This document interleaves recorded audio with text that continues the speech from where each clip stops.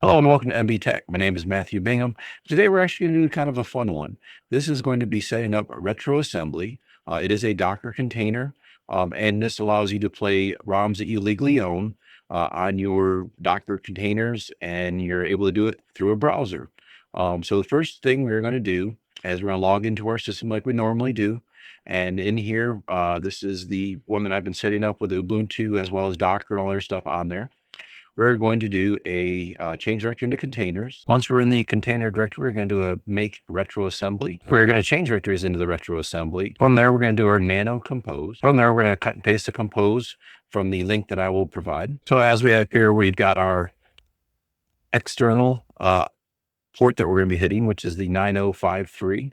Internal is 8000, and it'll create the data within the folder. We will exit and save. And here we'll do our standard Docker compose up-d. From there, we're just going to do a quick clear screen. And we will do a Docker compose logs. And it looks like everything is set up and ready to go. And it tells us what port it's running on. So we know it's on the 8000, which we know, but we've got the external port that will be pointing to that. So here what we will do is we will go out to our browser, and we had it as 9053. Here you'll be greeted with the username and password. Put in a username and password, say create account, and you are now in RetroAssembly. It does not come with any ROMs because of legal reasons and stuff like that, and everything that you should use should be a ROM that you actually own.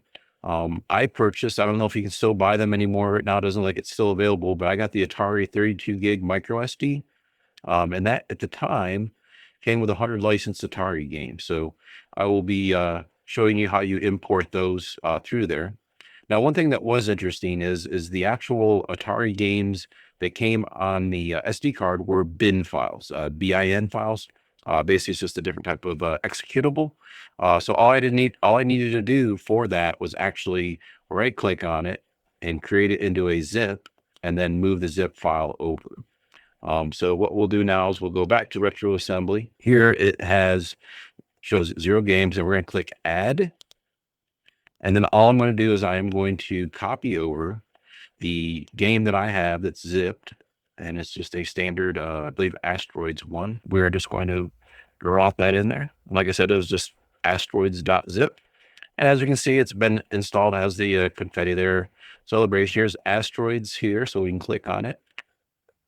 It might take a little bit here, but it shows what platform it is, gives us a little bit of information on it, gives you information, which I think is pretty cool, and also downloads the, I guess, program that actually came with it, the like magazine. So now we're ready to go. We've got our one, game that we got, the Asteroids, and we click start, and there we are.